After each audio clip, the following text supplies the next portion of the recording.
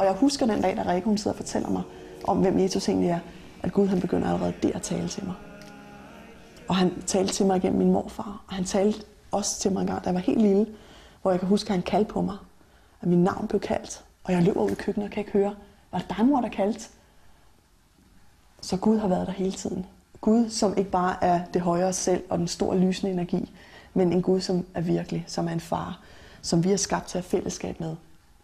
Og det, som jeg synes er allerstærkest i det her med at blive en kristen, det er, at nu kan jeg pludselig gøre noget for andre. De skal ikke vente på, at de skal komme ind i et nyt liv.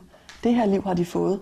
Og Jesus Kristus kan sætte alle fri. De kan sætte alt fri fra narko til prostitution, til arrogance, til intellektuelle overdreven. Jeg ved ikke engang, hvad jeg skal sætte ord på det. Folk, de er bundet i alverdens ting, og de kan ikke se lyset. Og det kan Gud sætte en fri sådan her.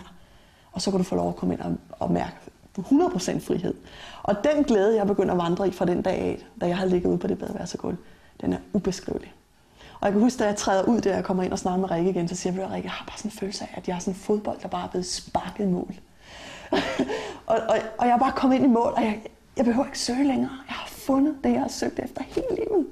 Og så alligevel er det jo bare, man er lige startet med at lære ham at kende, så man vil jo bare begynde at lære Jesus endnu mere at kende. Man kan snakke med ham, man kan gå sammen med ham, og han kan fortælle en om ting. Og selvfølgelig begynder der jo så at blive en periode, hvor jeg oplevede, at jeg skulle virkelig gøre op med nogle ting.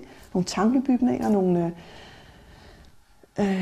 en overbevisning, som jeg selvfølgelig var dybt forankret i, som jeg bare var nødt til at give slip på. Og at sandheden ikke ligger herinde, men at sandheden ligger deroppe.